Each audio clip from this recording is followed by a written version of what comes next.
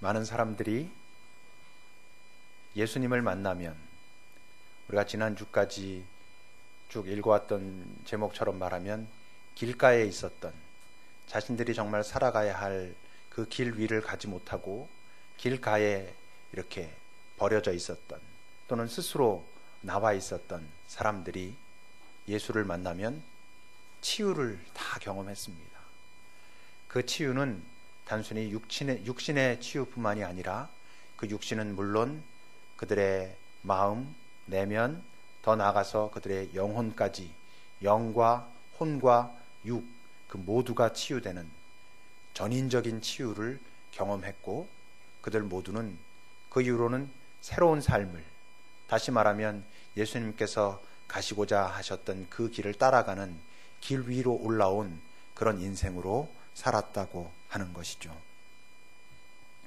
예수님이 하셨던 그 모든 참 많은 치유 사역들이 있는데, 그 많은 치유 사역 중에 아마 절정이라고 한다면 그것은 죽은 나사로를 살려내신 그런 사건이었을 것입니다.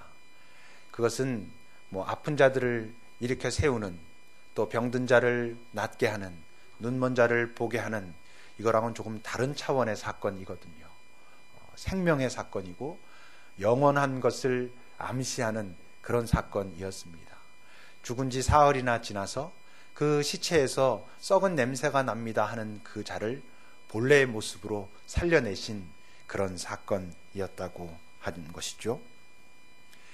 그 나사로가 그 무덤, 거긴 동굴이니까 동굴의 문이 열려진 상태에서 살아서 나오는 것을 보았을 때 여러분, 사람들이 제일 처음에 경험했던 느낌은 아마 두려움이었을 것입니다.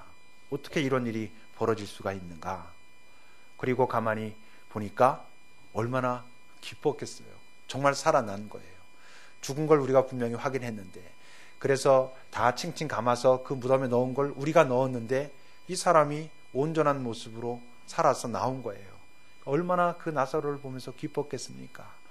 그리고 그 기쁨이 한참 진행되고 난 다음에 그들의 관심이 어디로 갔겠어요? 당연히 예수님께로 갔겠죠. 이분이 저 나사로를 살렸다. 저 나사로를 살린 사람이 바로 이분이다 라고 하니 그분을 보면서 또 얼마나 기쁘고 환호했겠습니까? 그리고 난 다음에 아마 조금만 더 생각을 한 사람들이라면 그 다음에는 바로 자기 자신 때문에 기뻤을 것입니다. 나사로를 살려내신 분이라면, 내가 이분과 가까이 하고 있다면 나의 죽음의 문제도 해결되겠구나 라고 하는 얼마나 큰 안도감. 여러분, 인생을 살아가면서 결국 인간이 갖게 되는 두려움의 가장 밑바닥, 본질이 결국 죽음에 관한 것 아닙니까? 근데 그 문제를 해결할 수 있는 분이 여기 계시다. 그러니까 나의 그 문제, 죽음의 문제도 이분은 해결하실 수 있는 분이다 라고 하는 그 마음은 얼마나 큰 안도감과 그리고 감격이 있었겠습니까? 근데 이상한 일이 있어요. 그게 이제 오늘 본문의 이야기입니다. 오늘 본문 53절을 보면요, 이날부터는 그들이 예수를 죽이려고 모의했다 그래요. 이날이 어떤 날인 줄 알아요? 예수님이 나사로를 살려내신 거예요. 나사로를 살려냈으니까, 죽은 사람을 살려냈으니까 그 지역에서 그게 얼마나 큰 이슈가 됐었겠어요. 그리고 얼마나 예수라고 하는 그 분에게 대해서 많은 사람들이 관심을 가지게 됐겠어요. 그랬더니 이 지도자들이, 대제사장들, 바리새인들이 모여서 협의를 했어요. 우리가 읽지 않았지만 그 위에 47절을 보면요, 이에 대제사장들과 바리새인들이 공회를 모으고 이르되, 이 사람이 누구겠어요? 예수가 많은 표적을 행하니, 이젠 표적을 행하다 죽은 사람까지 살려내는 이런 표적을 행하니 이제 우리가 어떻게 하면 좋겠냐라고 하고 있어요. 이들은 기쁘지 않아요. 이들은 환호하지 않아요. 이들은 뭔가 당황해요. 긴장하고 있어요. 왜 그럴까? 그 이유가 그 다음 48절에 계속 나와요. 만일 그를 그대로 그냥 내버려 두면 모든 사람이 그를 믿을 것이요, 그리고 로마인들이 와서 우리 땅과 민족을 빼앗아 가리라. 이것이 그들에겐 지금 염려가 돼 있어요. 두 가지 염려 때문에 그렇다라고 이들은 말해요. 첫째는 그냥 놔두면 이 사람들이 다 저를 따라가고 저를 믿겠네. 두 번째는 그러다 보면 로마에 충성하지 않게 되고 로마가 이 나라를 완전 망가뜨리겠네. 이런 지금 염려가 있어요. 근데 그럼 이들이 지금 염려하고 있는 그 문제, 그 초점이 좀 잘못됐죠. 왜? 이 사람을 믿을까봐 걱정해야 되는 게 아니고 이들이 지도자라면 무엇을 살펴야 되는 거냐면 정말 이 사람이 믿을 만한 사람인가를 식별해야 되는 것이고, 그래서 이 사람이 정말 믿을 만하구나 그러면 백성들이 믿는 것뿐만 아니라 자신들도 그것을 인정해야 되는데, 예수를 믿을까봐라는 말은 예수가 구원자라고 메시아라고 이들이 믿을까봐 염려했다는 것이거든요. 근데 지금 여기 있는 그 사건을 벌이고 있는 저자가 정말 메시아라면 자신들도 믿어야 되는데 그건 둘째치고 일단 사람들이 그를 믿을까봐, 다시 말하면 자신들에게 집중되고 자신들의 말을 듣던 지금 이 많은 백성들이 자신들을 떠나서 저자를 더 신뢰하고 의지하고 저를 믿을까봐 염려가 됐다는 거예요. 여러분, 만약 그 예수가 정말로 메시아라면 로마의 그 압제는 문제가 아니죠. 여러분, 이미 사실 이 시대는 로마의 압제 가운데 있었어요. 그러니까 이들은 지금 더 심각한 어떤 그 피폐함이 있을까봐 그러는데 정말 그게 염려였을까요? 그렇지 않아요. 이들이 정말 염려하는 것은 백성들이 현혹될까봐 또는 나라가 정말 심각한 위기에 빠질까봐가 아니에요. 이들의 염려는 그들이 말하는지 말 안 했는지 모르지만 뭐가 염려겠어요? 자신들이 지금까지 누리고 있던 기득권을 뺏길까봐, 사람들로부터 인정받고 사람들을 자신들 마음대로 조정하던 그 권한이 없어질까봐, 그리고 로마의 압제라고는 해도 자신들은 지도층이었었기 때문에 자기네들이 많은 것들을 누리고 있었는데 그런 것들이 없어질까봐, 그것 때문에 이들이 염려하기 시작했어요. 분명히 그가 죽은 자를 살려내실 만한 그렇게 위대한 분이라는 것을 경험하면서도 이들은 거기에는 별로 관심이 없어요. 참 이상하죠.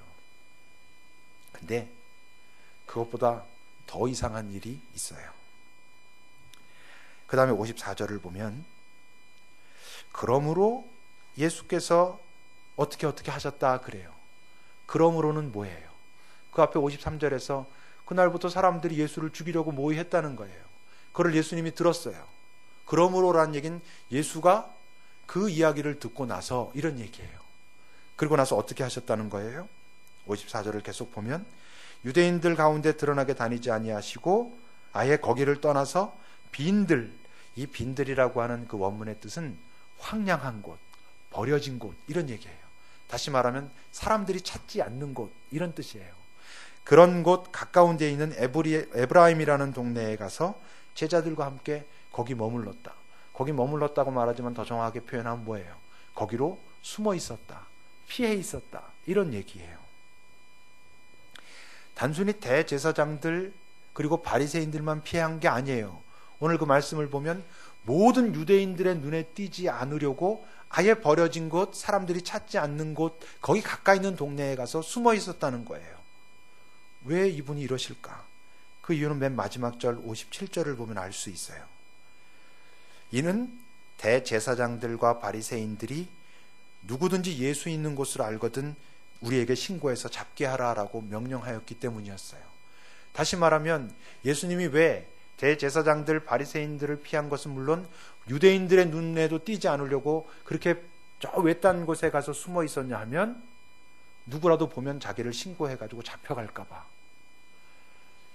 근데 좀 이상하잖아요. 완전 도망자 같은 모습이잖아요. 예수님 이분이 어떤 분이에요? 오병이어의 기적을 일으키시는 분이에요. 빵 5개, 물고기 2마리 가지고 5,000명이 넘는 사람을 먹이신 분이에요. 그 풍랑이 아무리 크게 쳐도 그분이 그곳에서 그 풍랑을 향하여 잠잠하라고 명령하시면 풍랑까지 잠잠해져 가지고 제자들이 깜짝 놀라게 했던 그런 분이에요. 지금 바로 이 사건이 일어난 계기가 됐던 죽은 나사로를 다시 살려내시기도 했던 분이에요. 근데 그분이 바리새인과 제사장들이 신고해서 뭐 잡게 하라 이런 얘기하고 죽이려고 모의했다는 얘기를 듣고는 외딴 곳에 가서 숨으시는 거예요. 얼마든지 그들을 이길 수 있을 것 같은데, 힘이 있을 것 같은데 그러지 않는 거예요. 여러분, 제일 당황하고 이상하게 여겼을 사람들이 누구겠어요? 제자들이죠. 제자들은 예수님의 그 모든 능력을 다 봤거든요. 실제로 그런 능력을 보면서 그에게 매력을 느껴서 따라다녔었거든요. 그런데 지금 점점 그런 능력을 충분히 보고 난 이제 막바지에 이르러가는 것 같은데 자신들의 생각에는 이제 뭔가 드디어 우리 선생님이 이 로마의 압제 가운데 있는 우리 민족을 살려내실 것 같은 뭔가를 기대하고 있는데 갑자기 이분이 왜 딴 곳으로 숨어 드시는 거예요. 특히 누가 이상하게 생각했을까요? 가룟 유다 같은 사람은 생각이 많았던 사람이었어요. 아마 심각하게 고민했을 거예요. 이 양반이 왜 이러지? 지금까지 생각했던 거랑 전혀 다른데? 내가 지금까지 이 사람을 잘못 파악하고 있었는가? 라고 하는 어떤 갈등과 고민이 분명히 유다에게 있었을 거예요. 여러분 생각해 보세요. 제자들이 그 예수님의 삶, 특히 그 후반부의 삶을 보면서 얼마나 답답했을까?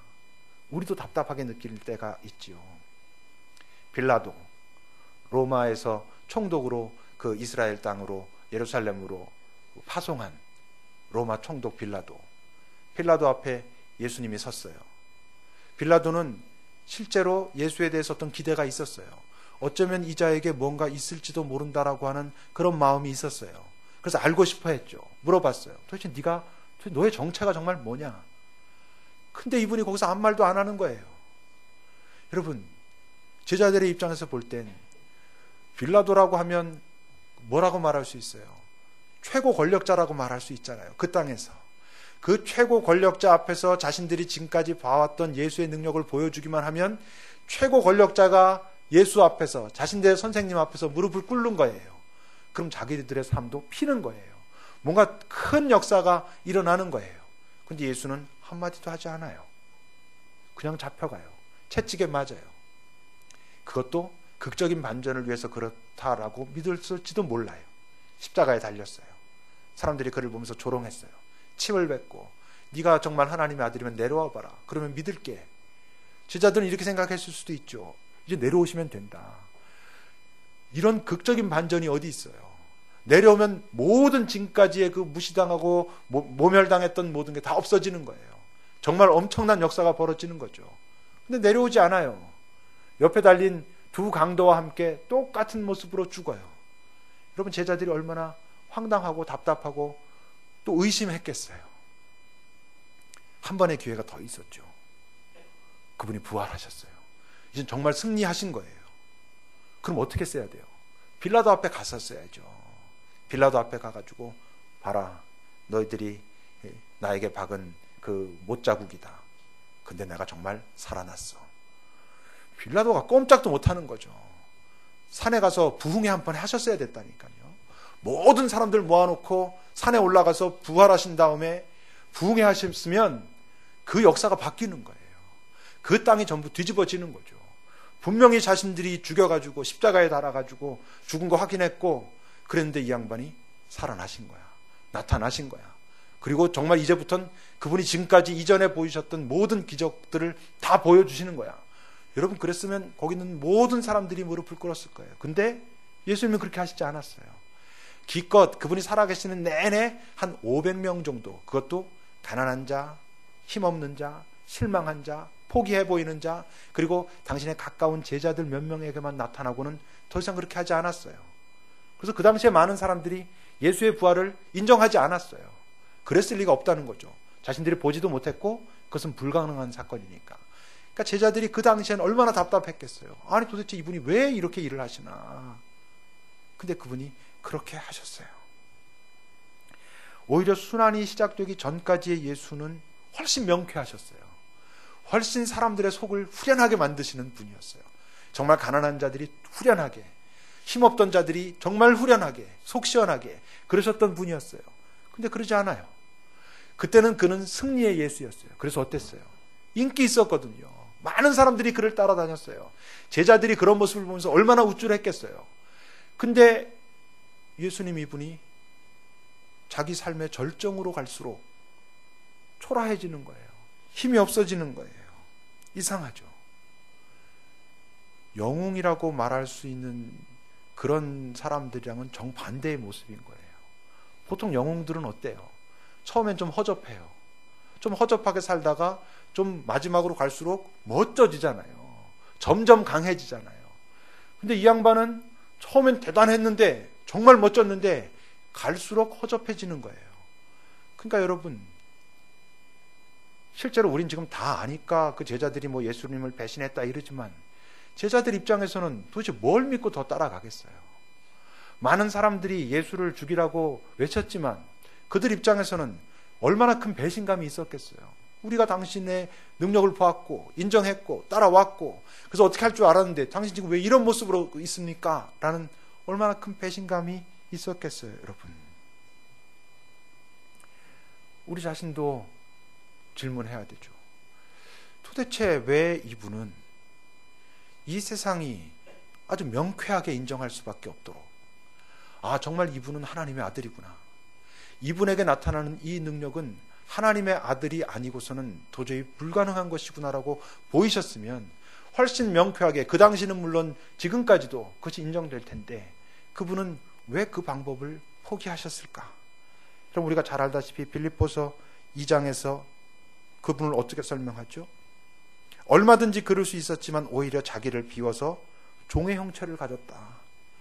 그리고 하나님의 아들이라고 하면서 사람들과 똑같은 모습이 되었다. 그리고는 자기를 낮추시고 아예 보통 사람들처럼도 아니고 죽기까지 복종하셨으므로 그는 십자가가 뭡니까? 저주의 나무 아니에요?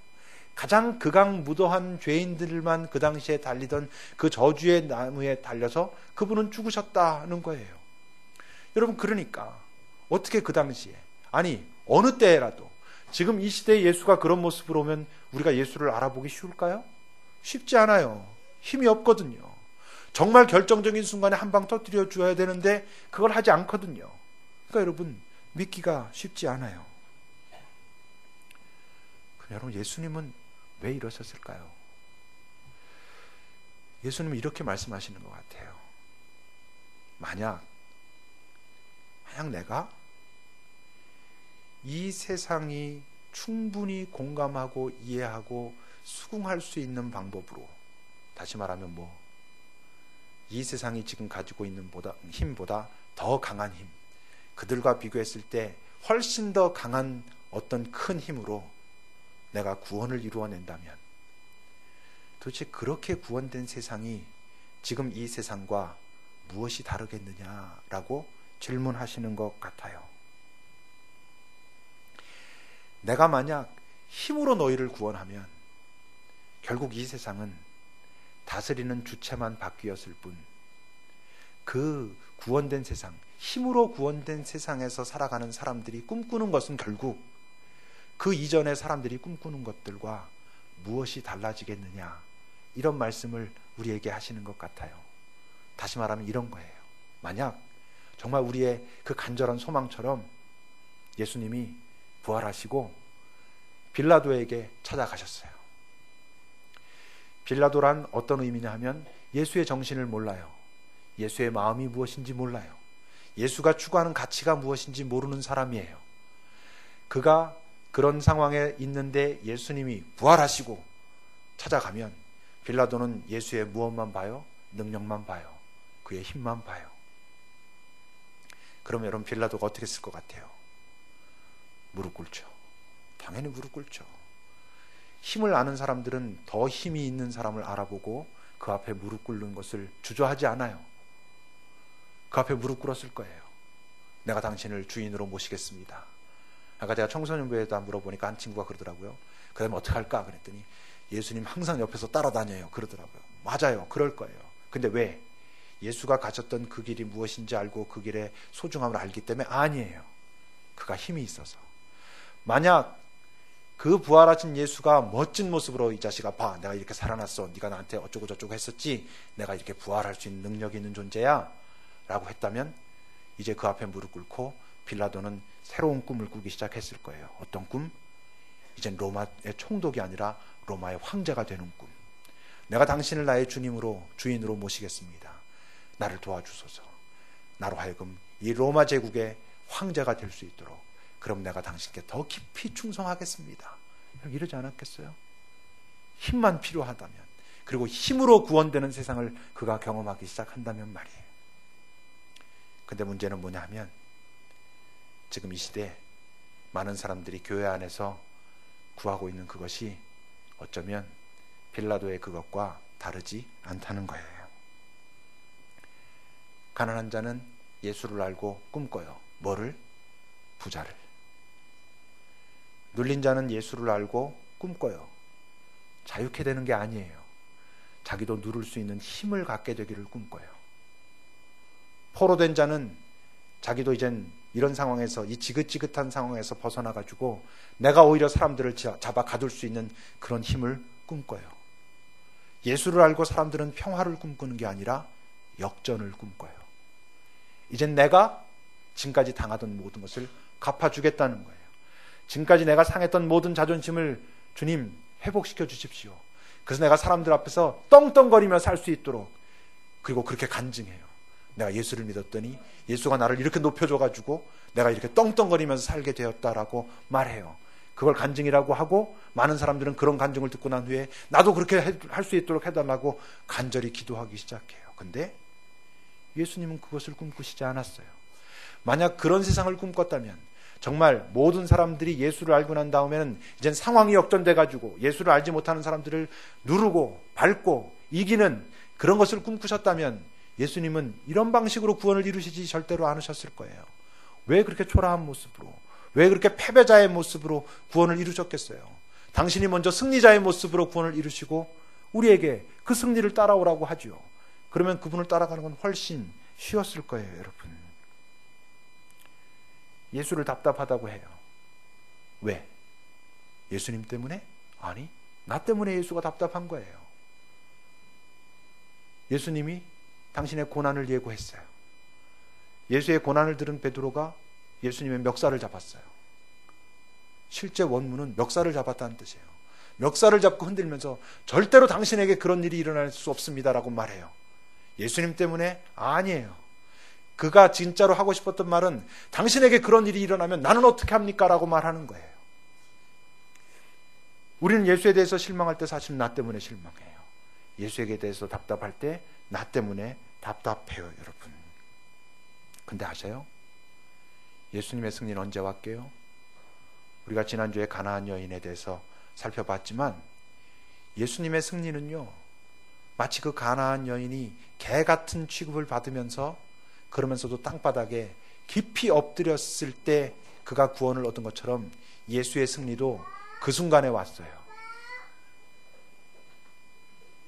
저렇게 간절하게 찾았어요. 여러분 아셔요? 예수님이 승리를 선포하신 자리가 있어요. 일반적으로 생각해 보면, 상식적으로 생각해 보면 예수의 승리 선포는 어디서 해야 돼요? 부활하고 나서 해야죠. 부활하고 내가 이제 이 모든 것을 이기고 승리했다, 이러셔야 되잖아요. 근데 아니에요. 예수님은 어디에서 승리를 선포하셨냐면 십자가 위에서 승리를 선포하셨어요. 십자가 위에서 사람들은 조롱하고 있는데 거기서 뭐라고 외치셨냐면 내가 다 이루었다 그랬어요. 다른 말로 하면 내가 승리했다라고 외치신 거예요. 어디서? 십자가에서. 사람들은 저가 저주받았다고 말하고 저에게 능력이 없다고 말하고 저는 아무것도 갖고 있지 않은 존재라고 말하고 있는데 거기서 예수님은 승리를 선포하셨어요. 근데 우리는 십자가를 원하지 않아요. 우리는 사람들이 멸시하고 사람들이 우습게 보는 것을 견딜 수 없어요. 그래서 예수님께 구해요. 주님, 나 더 이상 멸시받고 싶지 않습니다. 내 자존심을 좀 회복시켜 주십시오. 부활의 예수님, 나도 당신이 부활한 것과 같은 이 세상을 놀라게 하는 그런 인생을 살고 싶습니다라고 말하고 싶어요. 거기서 승리를 말하고 싶어요. 근데 예수님은 그렇지 않아요. 내가 승리를 선포한 자리는 십자가 위였어 라고 우리에게 말씀하세요. 그러니 쉽겠어요? 쉽지 않아요. 제자들이 쉬웠을까요? 쉽지 않아요. 그렇다는 거 예수님도 아셨어요. 그래서 여러분 요한복음 그 13장에 보면요, 베드로가 이렇게 물어요. 시몬 베드로가 이르되 주여 어디로 가시나이까? 그때 예수님께서 대답하셔요. 내가 가는 곳에 네가 지금은 따라할 수 없어. 나중에는 가능할 거야. 지금은 언제고 나중은 언제죠? 지금이란 부활을 아직 모르는 거예요. 하나님의 나라가 무엇인지 아직 잘 몰라요. 영원한 생명이 무엇인지 알지 못해요. 진짜 평화가 알지 못하는 거예요, 지금 베드로는. 그래서 예수님 말해요.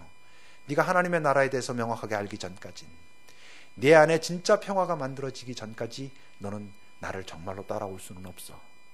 근데 이제 조금 더 시간이 지나면 네가 참 하나님 나라가 무엇인지 알게 될 것이고 진짜 평화가 무엇인지 알게 될 거야. 그러면 그때는 나를 따라올 수 있어.